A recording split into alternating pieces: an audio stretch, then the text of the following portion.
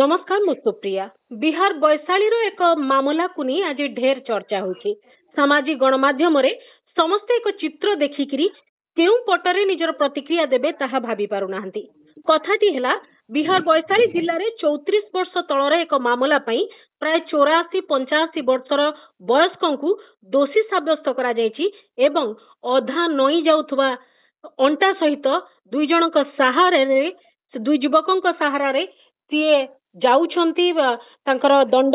शुणाणी प्रक्रिया भीतर को जाउछंती एवं से दोषी साब्यस्त होई सारिछंती जहा शेष खबर आस्तिला। तेबे युव बयस रे से अपराध करिछंती एथरे कोनोसी दुयुक्ति नहीं। अपराध पई तांकर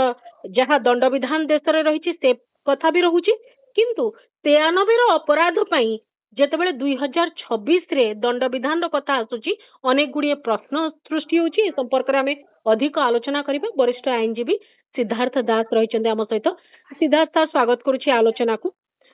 आमे अनेक समय रे विलंबित न्याय विलंबित राय कथा कहू आज तारी एक चित्र देखिबा को मिलिला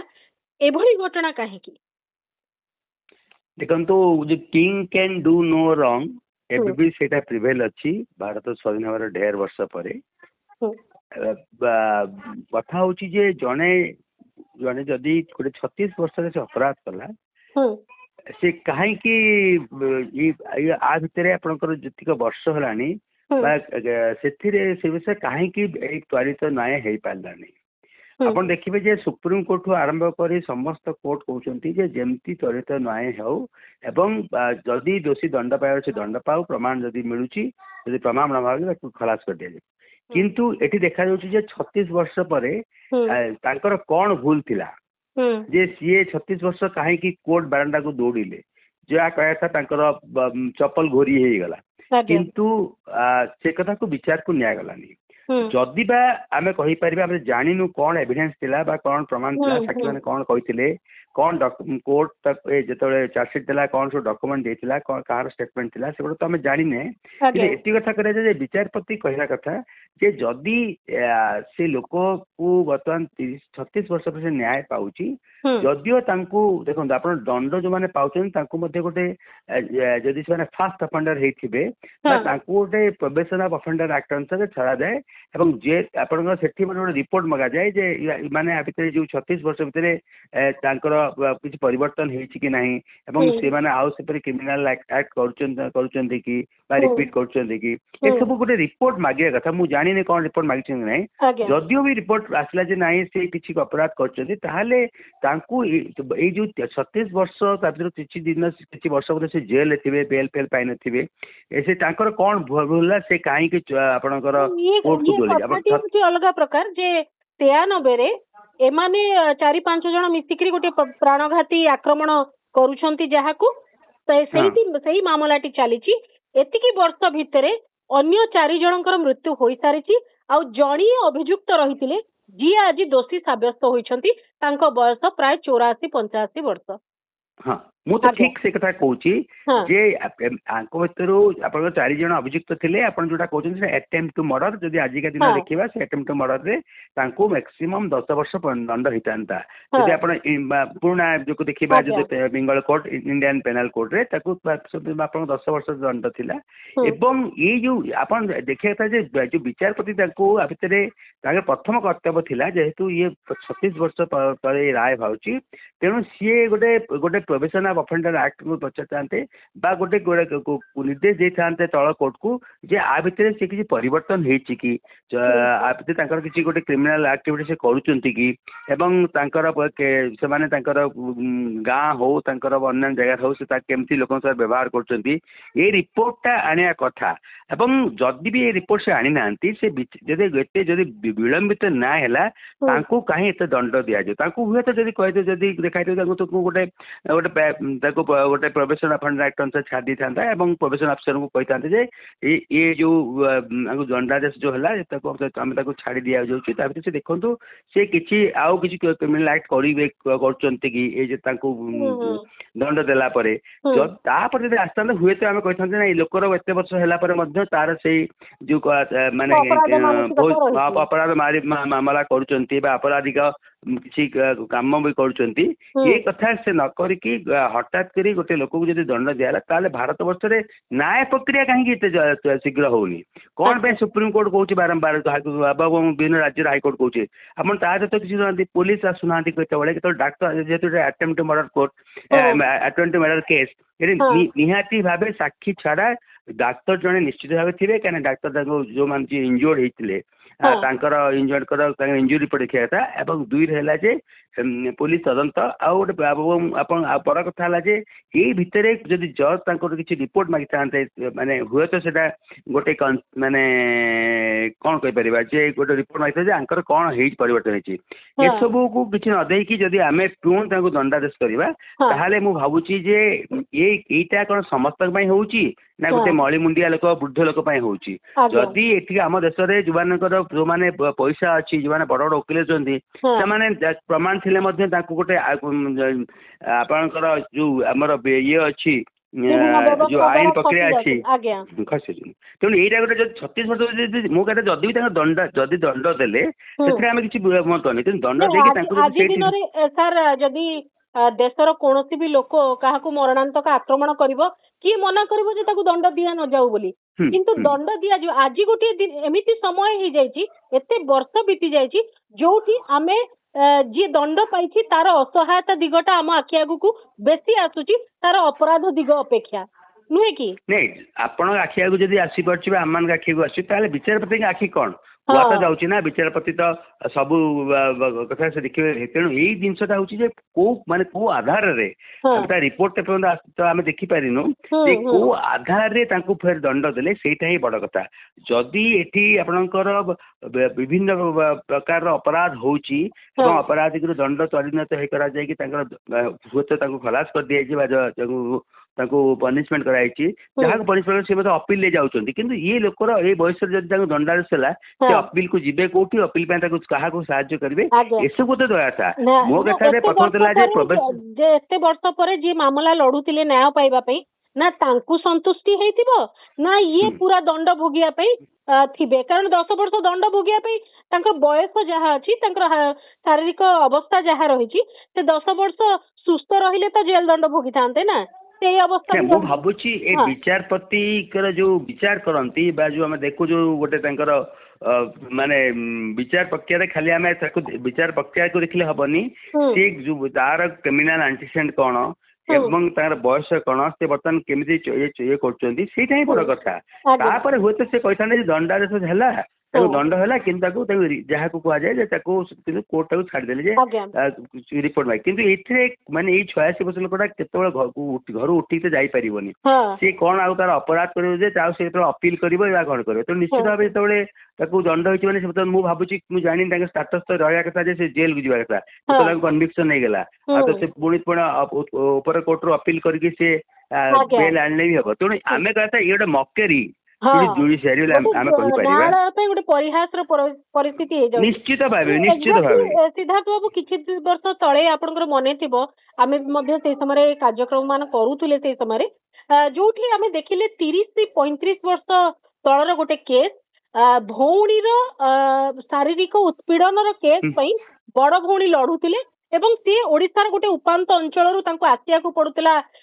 ମୁଖ୍ୟ ସ୍ଥାନକୁ ମାନେ ଉପକୂଳକୁ ଆସିବାକୁ ପଡୁଥିଲା ଏବଂ ସେ ଯିବା ଆସିବା ପାଇଁ ମଧ୍ୟ ତାଙ୍କ ପାଖରେ ପଇସା ନଥିଲା। ତ ଧୀରେ ଧୀରେ ସେ ଉତ୍ପୀଡନ ଯୋଉ ହେଇଥିଲା ସେଇ ସମୟର ଯୋଉ ଭାବନା ଥାଏ ସେଇ ସମୟରେ ଯାହା କୁହାଯାଏ ତାହା ଏତେ ବର୍ଷ ପରେ ଲୋକ ସେଥିରୁ ବାହାରିବ ନା ସେଇ ଭିତରେ ବଞ୍ଚିକି ରହିବ ସେଇ କେସ୍ ମଧ୍ୟ ଆମେ ସେତେବେଳେ ଆଲୋଚନା କରିଥିଲେ। କିଛି ବଦଳି ନାହିଁ ଏ ଭିତରେ ନ୍ୟାୟାଳୟର ଏଇ ଯୋଉ ବ୍ୟବସ୍ଥା ଗୁଡିକ ବିଲକୁଲ ବଦଳୁ ନାହିଁ। ବଦଳୁଛି ଯଦି ସିଲେକ୍ଟିଭ ଆପ୍ରୋଚ ରେ କିଛି ଲୋକଙ୍କ ପାଇଁ ବଦଳି ଯାଉଛି ତୁରନ୍ତ ନ୍ୟାୟର କଥା ଆସୁଛି ରାତି ଅଧରେ କୋର୍ଟ ଫିଟି ଯାଉଛି କିନ୍ତୁ କିଛି ଲୋକଙ୍କ ପାଇଁ କିଛି ବି ହଉନି କାରଣ ନିକଟରେ ଆଉ ଗୋଟେ ଓଡିଶାର କେସ୍ ଆସିଥିଲା ଯୋଉଥିରେ 90 ବୟସର ଜଣେ ଲୋକ ଜେଲରେ ଥିଲେ ତାଙ୍କର କାଗଜ ପତ୍ର ସଠିକ ଭାବରେ ତାଙ୍କୁ ପହଞ୍ଚିଲା କି ନାହିଁ ସେଥିପାଇଁ ଗୋଟେ ବଡ ଧରଣର କିଛି ଲୋକ ଯୋଉମାନେ ପହଞ୍ଚିକିରି ତାଙ୍କୁ ଜେଲରୁ ବାହାର କଲେ 90 ବର୍ଷର ବୟସ ତାଙ୍କର ସରିଗଲାଣି ତ ଗୋଟେ ଖାମଖିଆଲି ଭାବରେ ଚାଲିଛି କି କିଛି କଥା ନାଇଁ ଶୁଣନ୍ତୁ ଆପଣ ଜଜ୍ଙ୍କର ଉପରେ ମଧ୍ୟ ଜଜ୍ ଅଛନ୍ତି हाँ ଯେ କିନ୍ତୁ ବର୍ତ୍ତମାନ ସେଇଟାକୁ ଆମେ ବ୍ୟବସ୍ଥା ଧରନ୍ତୁ ଏ ନିଶ୍ଚିତ ଭାବେ ଗୋଟେ ଆଡିସନାଲ ସେସନ ଜଜ୍ ବା ଆସିଷ୍ଟାଣ୍ଟ ସେସନ ଜଜ୍ ହେଇଥିବେ ତାଙ୍କର ଏଇ ବିଚାର ତାଙ୍କ ପରେ ତାଙ୍କ ଉପରେ ତାର ଯଦି ଆସିଷ୍ଟାଣ୍ଟ ସେସନ ଜଜ୍ କରିଥିବେ ତାକୁ ଡିଷ୍ଟ୍ରିକ୍ଟ ଜଜ୍ ଅପିଲ ହବ ଏବଂ ପରବର୍ତ୍ତୀ କିନ୍ତୁ ଏଇଟା ସୋ ମଟ ଯେତେବେଳେ ଯୋଉ ଜଷ୍ଟିସରେ ଏଇଟା ହେଇଛି ସେ ଜଜ୍ ସୋ ମଟ କିଏ ଅପିଲ କରୁ ବା କିଏ ଯାହା ଅପିଲ ନ କରୁ କିନ୍ତୁ ଇଏ ସୋ ମଟ ଗୋଟେ ସେଇ ନଥିଟିକୁ ବା ସେ ଫାଇଲଟିକୁ ସେ ମାଗି ଆଣିକି ଦେଖାଇବେ କାରଣ ଏଇଟା ଗୋଟେ ଚହଳ ହେଇଗଲାଣି ଏଇ ଦୃଷ୍ଟି ମଧ୍ୟ ଏଥିରେ ମଧ୍ୟ ଡିଷ୍ଟ୍ରିକ୍ଟ ଜଜ୍ ଜାଣିଥିବେ ବା ସେଇ ଆମ ସେଇ ଯୋଉ ହାଇକୋର୍ଟ ଅଛି ହାଇକୋର୍ଟର ଯୋଉ ଜଜେସ୍ ମାନେ ବି ଜାଣିଥିବେ ଯେ ସିଏ ମଧ୍ୟ ଏଟାକୁ ନିଜ ଆଡୁ ରିଭ୍ୟୁ କରିବେ କାରଣ ଏଇ ଲୋକର 46 ଭିତରେ ସେ ଆଉ ଅପିଲ କରିବାର ନଥିବ ସେ ବରଂ ଜେଲକୁ ଯିବାକୁ ବା ତାର ଛଡା ଆଉ କିଛି ବିକଳ୍ପ ନଥିବ ତେଣୁ ଏଇଟା ଧରନ୍ତୁ ସେ ଲୋକ ଯଦି କିଛି ନ କଲା କୋର୍ଟ ମାନେ ତାର ଉପରସ୍ଥ କୋର୍ଟ ଯଦି ଆସିଷ୍ଟାଣ୍ଟ ସେସନ ଜଜ୍ ହେଇଥିବେ ତାହେଲେ ଡିଷ୍ଟ୍ରିକ୍ଟ ତାଙ୍କର ଉପରିସ୍ଥ ଅଫିସର ଯଦି ସେଟା ଆଡିସନାଲ ସେସନ ଜଜ୍ ବା ଡିଷ୍ଟ୍ରିକ୍ଟ ଜଜ୍ କରିଥିବେ ତାର ଅପିଲେଟ୍ ଅଥରିଟି ହଉଛନ୍ତି ହାଇକୋର୍ଟ ସେମାନେ କୋର୍ଟ ନିଜ ଆଡୁ ଯେହେତୁ ଏଇଟା ତମାମ ମିଡିଆ ଛଡା ମିଡିଆ ଅନ୍ୟାନ୍ୟ ସବୁ ଯାହା ଫୋରମ ଅଛି ସେଥିରେ ଏଇଟା ଅଲରେଡି ସେ କାନକୁ ନିଶ୍ଚିତ ଯାଇଥିଲେ ଏବଂ ଏ ମଧ୍ୟ ବ୍ୟବସ୍ଥା ଅଛି ଯେ ଯେତେବେଳେ ସେ କିଏ କିଛି ନକଲେ ମଧ୍ୟ ତାକୁ ସେଇ ଜିଲ୍ଲା ଜଜ୍ ସୋ ମଟ ନିଜ ଆଡୁ ସିଏ କଣ କରିବେ ନା ଆକୁ ଏ ଫାଇଲଟି ଡାକି ଆଣିକି ତାର ମଧ୍ୟ ସିଏ ତର୍ଜମା କରିପାରିବେ ବା ସେ କୌଣସି ପ୍ରକାର ଗୋଟେ ଅର୍ଡର ମଧ୍ୟ ଦେଇପାରେ କିନ୍ତୁ ଯୋଉ ଲୋକଟି ମାନେ ସ୍ୱଚ୍ଛନ୍ଦରେ ରହୁଛି ଚୋରି କରି ହଉ ଡକାୟତ କରି ହଉ ବା କୌଣସି ଫ୍ରଡ୍ କରି ହଉ ବା ଆପଣଙ୍କର କହିପାରିବେ ବିଭିନ୍ନ ଇଏରେ କିନ୍ତୁ ସେ ସ୍ୱଚ୍ଛନ୍ଦରେ ରହୁଛନ୍ତି କିନ୍ତୁ ଗୋଟିଏ ଲୋକ ମୁଁ ଭାବୁଛି ତାର ଯାହା ଷ୍ଟାଟସ ଥିବ ବୋଧେ ସିଏ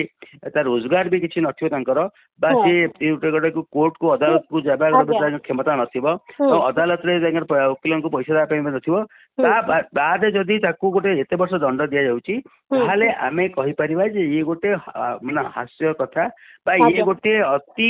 ମାନେ ଜଘନ୍ୟ ଜୀବନର ଗୋଟେ ବଡ ଅଂଶ ଗୋଟିଏ ପରିବାର ଲଢିଲା ଯେ ଆମକୁ ନ୍ୟାୟ ମିଳୁ ବୋଲି ଆଉ ଗୋଟିଏ ପରିବାର ଦଣ୍ଡ ହବ ନା ମୁଁ ଖସିଯିବି ସେଇ ଇଏରେ ତାଙ୍କ ଜୀବନର ଅଧା ଅଂଶ କଟିଗଲା ଇଏ ଗୋଟେ ମାନେ ପରିସ୍ଥିତି ବର୍ତ୍ତମାନ ହଁ ନିଶ୍ଚିତ ଭାବରେ ଶୁଣନ୍ତୁ ଏଇଟା ଗୋଟେ ଅବଶ୍ୟ ଏଇଟା ଗୋଟେ ରେୟାର କେସ୍ ଭାବରେ ଯାଉଛି ସାଧାରଣତଃ ଅଦାଲତ ମାତ୍ର ଏମିତି ଆମେ ଦେଖିବା ଏପରି ଦୃଷ୍ଟାନ୍ତ ଦେଖିବା ବିରଳ କିନ୍ତୁ ଆପଣ ବିଳମ୍ବିତ ତ ପ୍ରକ୍ରିୟା ହଉଛି ତାକୁ ଆମେ ଠିକ ନୁହେଁ ବୋଲି କହିପାରିବାନି କିନ୍ତୁ କଥା ହଉଛି ଯେ ଶୁଣନ୍ତୁ ଗୋଟେ ଲୋକର ବୟସ ତାର ମେଣ୍ଟାଲ କଣ୍ଡିସନ ଏବଂ ତାର ଇକୋନୋମିକାଲ ଷ୍ଟାଟସ ସବୁ ଦେଖିବାକୁ ପଡିବ ଯେ ଲୋକଟା ଯେତେବେଳେ କଣ କରୁଛି ଯଦି ତାକୁ ଗୋଟେ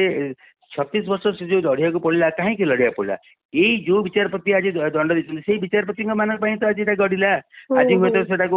ସାକ୍ଷୀ ଆସିଲେନି ବା କୌଣସି ପ୍ରକାର କିଛି ଅସୁବିଧା ହେଲା ବା ଆଜି ଜଜ୍ ଛୁଟି ରହିଲେ କେସ୍ ଆଡଜର୍ନ ହେଇଗଲା ଏଇ କଥା ଅଛି କିନ୍ତୁ ଆମେ ଏଇ ଯୋଉ କୁହାଯାଉଥିଲା ଯେ ବିଚାରପତିଙ୍କର ଆଖି କାନ ସବୁ ସେମାନେ ଦେଖନ୍ତି ସେ ନ୍ୟାୟ ଦେଖନ୍ତୁ କିନ୍ତୁ ଏଠି ସେୟା ହେଇନି ଏଠି ଅବଶ୍ୟ ଏମିତି ଜଜ୍ ମାନଙ୍କର ସଂଖ୍ୟା ବହୁତ କମ ହେଇଥାଇପାରେ କିନ୍ତୁ ଏ କଥା କାହିଁକି ହେଲା ଆଜିକା ଦିନରେ 2026 ମସିହା ଯଦି ଏଇ କଥାଟା ହେଇଗଲା ତାହେଲେ ଆମେ କଣ କହିପାରିବା ଯେ ସେଇ ବର୍ବରତା ରହିଛି ସେଇ ବ୍ରିଟିଶ ଆଇନ ରହିଛି ସେଇ ବ୍ରିଟିଶ ପୋଲିସ କଥା ସବୁ ବ୍ୟବସ୍ଥା ଅଛି ଏ କଥା ଆମେ କହିପାରିବା କି ଆମେ କହିପାରିବା ନା ଏବେ ବି ସୁଦ୍ଧା ମାନେ କିଙ୍ଗ କ୍ୟାନ୍ ଡୁ नो ରଙ୍ଗ ଏଇ କଥା ମଧ୍ୟ ପ୍ରିଭେଲ କରୁଛି ବା ଚାଲୁଛି ଯୋଉ ପରିବାର ଭାବୁଥିବ ଯେ ମତେ ନ୍ୟାୟ କାହିଁ ମିଳୁନାହିଁ ତ ଏ କଥା ତାଙ୍କ ଯୋଉ କହିଲେ ଯେ ଦେଶରେ ଆଇନ ସମସ୍ତଙ୍କ ପାଇଁ ଏକ ବୋଲି ଆଉ ସେ ଡେଫିନେସନ କୁ କେହି ଗ୍ରହଣ କରିବାକୁ ବର୍ତ୍ତମାନ ପରିସ୍ଥିତିରେ ତ ରାଜି ନାହାନ୍ତି ଯେ ଆଇନ ସମସ୍ତଙ୍କ ପାଇଁ ଏକ ବୋଲି କାରଣ ଆଇନ ସମସ୍ତଙ୍କ ପାଇଁ ଭିନ୍ନ ଭିନ୍ନ ପ୍ରକାର ଛିଡା ହଉଛି ଆମ ଦେଶରେ ଏଇ ଯୋଉ ପରିସ୍ଥିତି ରହିଛି ଏଇ ଘଟଣା ଯେତେବେଳେ ସାମାଜିକ ଗଣମାଧ୍ୟମରେ କଥା ହେଲାଣି ଆମେ ଏଇ ଘଟଣାର ଆହୁରି ଅନେକ ଦିଗ ବି ଥାଇପାରେ ଯାହା ଆମ ପର୍ଯ୍ୟନ୍ତ ବର୍ତ୍ତମାନ ପହଞ୍ଚି ନାହିଁ କିନ୍ତୁ ସାମାଜିକ ଗଣମାଧ୍ୟମରେ ହଉ ଡିଜିଟାଲ ପ୍ଲାଟଫର୍ମରେ ହଉ ମେନଷ୍ଟ୍ରିମ୍ ମିଡିଆରେ ହଉ ୟାକୁ ନେଇ ଚର୍ଚ୍ଚା ହେଇସାରିଲା ପରେ ୟାର ଗୋଟେ ଇମ୍ପାକ୍ଟ ରହୁଥିବ କି ଜୁଡିସିଆରୀ ଉପରେ ଯେ ଦେଖ ଆମର ଏଇ କାର୍ଯ୍ୟ ଶୈଳୀକୁ ନେଇକିରି ଏଇ ପ୍ରକାରର ମାନେ ଗୋଟେ ବାହାରେ ଚର୍ଚ୍ଚା ୟାର ଗୋଟେ ପ୍ରଭାବ ରୁହେ କି ଆପଣ କଣ ଅନୁଭବ କରନ୍ତି ଦେଖନ୍ତୁ ମୁଁ କହୁଛି ଯେହେତୁ ଏଇଟା ମାନେ ଏଇଟା ଯୋଉ କହନ୍ତି ଏଇଟା ପୁରୀ ଭାବରେ ଭାରତ ବର୍ଷରେ ଏଇ ଜିନିଷଟାକୁ ଆପଣ ମାନଙ୍କ ଜରିଆରେ ଇଏ ସର୍ବଜନୀନ ହେଇପାରିଲାଣି तेणु मु एठी भी कहूँ जदि से हाईकोर्ट जजेस माने जजेस बा चीफ जस्टिस सो मोटे को नहीं पारे कि अपील करू बा कि अपील न करू जदि एटा कला परे जदि जो जज एपरी कले से ठीक करछि नै तांको जदि मन कौन प्रकार आम कहि परिबा त पनिशमेंट कहि परिबा नै तो तांको जदि कोर्ट देखिबे जे ये ठीक माने ठीक भाबा रे जुडिशियरी काम करि पारनांती ताको डिग्रेडेशन करा जाय पारे एवं आम जदि एई जिनसटा न हबो ताहाले कोन ना जदि एटा को आम विचारपति कहबे ना से विचारपति जदि ठीक भाव में न्याय करेंगे ताले निश्चित भाव माने जो पदवी अच्छी से पदवी को डिग्रेडेशन करने कथा कहीं एत बड़ गोटे सी एत बड़े जिनसा आज सारा भारत वर्ष जदि चर्चा रोचे कहीं ये गोटे छोट कथा नुह 36 वर्ष पर गोटे राय आसूची से राय कन्विक्शन करा आमे कहि पारनु जे कन्विक्शन कहीं कहले आमे कहि पारनु जदि कौन कौन थिला कना से तो डॉक्टर भी साक्षी दे पार नथिबे पुलिस भी बदल नथिबे कना एटा तीनटा जुग माने 3 वर्ष 3टा माने जुग बोली हम कहि परिबा दशंधि गलानी भरी आगे दशंधि गलानी किंतु ए जो किंतु एबे भी मध्य ब्रिटिश वाले जो सब थिले जजेस माने तांको भी माने कम नहंती बोली हम कहि परिबा आगे मु लास्ट गोटे धारी रे आपन तो जानि भी लास्ट कमेंट चाहबी एमिति कोन हेइथिबो जे अंको तारीख पडिलानी कोडे हजी गला भाई कोडे पळेला ना कोन हेइथिबो बोली भाबुछंती नहीं सुनतु आमे बतन गोटे पटो कहिलु जहाँ आम शुणिकी खबर कागज जो आशा शुणी कहलु जो आपन एटा गोटे पर्टिनेंट क्वेश्चन अपन पचारे कौन जदि बेले कौन ना वर्ष वर्ष धरिकी अभियुक्त माने आब्सकॉन्ड करि होचंती तेणु सेठी पदे हुए से प्रक्रिया हेतिबो परंतु से प्रथम प्रथम जिते गिरफ्त करागला से जमीन आसे से आब्सकॉन्ड कर से गोटे भी दिग रोचे आम गोटे एकतरफा कहि जहाँ सब आसुच खबर जदि मन बिल्कुल कहूना हूँ जे लोक भूल करि नथिबे बोली दोष करि नथिबे भूल करिथिबा तो सेटा अलग कथा से ए जो कर जे काहे केला ये 36 वर्ष विलंबटा जदि ये जदि कोडे आब्सकॉन्ड करि एथिबो फेरार हेथिबो पळै एथिबो ताल तो विचारपति कोन रहइबो अच्छा नहीं एते वर्ष धरिक जड़े जदि अटेम्प्ट टू मर्डर केस रा आब्सकॉन्ड रहउची ता परे भी तो पुलिस रो इन्वेस्टिगेशन रो दायित्व आउ अन्य नहीं नहीं सुन जेतळ आब्सकॉन्ड हे होचन ना जो कोर्ट केसटा विचार दिबो सेही कोर्ट ही वारंट पठेबो हां वारंट पठेबो ना जे जो ए लोकटी रे जो पुलिस स्टेशन रे रहउची सेही पुलिस स्टेशन को से एनबीडब्ल्यू जो non available warrant of arrest police प्रसंग रोटिके रोचे किंतु जहाँ भी हेले गोटे 36 वर्ष तले विचार प्रक्रिया होती 36 वर्ष सारा केबे भी आब्सकॉन्ड नथिबो हुए तो प्रथम 7-8 वर्ष आब्सकॉन्ड हेतिबो कि मझे टिके प्रक्रिया तले एते चलछि लंबा चलछि से विरोध करिकि कोर्ट को जाउ नथिबो से भी हेइ तै पारे आमे देखु जे किंतु जहाँ भी हेले जदि आंक जदि भी भूल पई गोटे से मझे मझे कोर्ट गोटे डिफॉल्ट हे होचन तार वारंट हे होची एसो जदि हेइथि तथापि गोटे को एते वर्ष पनिशमेंट करबा ठीक नुह कहना ये भारत वर्ष रे पुलिस अच्छी पुलिस पाक वारंट पे जाउची कि पुलिस कहीं वारंट धरला से कहीं 36 वर्ष जो कहते कोर्ट ये रहिला तेणु आम जहाँ भी कले ये आम को गोटे निश्चित भाव कष्टदायक कथा जे गोटे गोटे लोक तार अपराध कला 36 वर्ष तले कि 36 वर्ष ताको दंड होउची सेटा ही गोटे बड़ कथा को आधार दंड करागला कौन प्रमाण थिला ये सब कथा मधुर तर्जमार कथा निश्चय बहुत बहुत धन्यवाद सिद्धार्थ सर एतिक समय आपण देइछंती एवं जो सोशल मीडिया रे विजुअल आसिला परे विभिन्न गणमाध्यम रे वीडियो आसिला परे आमे देखुचु जे 85 वर्षर जड़े वयस्क लोक अंटा नय नय जाउछंती दुई जणक सहारा रे आ से दंड भोगिबाकू जाउछंती तांको दंड मिलिछि 34 वर्ष तळर गोटे केस पाई ये गोटे निश्चित भाव रे पूरा न्याय व्यवस्था उपरे तदंत व्यवस्था उपरे समस्त जो हमर रहिछि न्याय सिस्टम से सिस्टम ऊपर विराट बड़ प्रश्न चिन्ह उठौछि जो संपर्क में आलोचना करथिले बहुत बहुत धन्यवाद स्वतंत्र आलोचना करथि नमस्कार।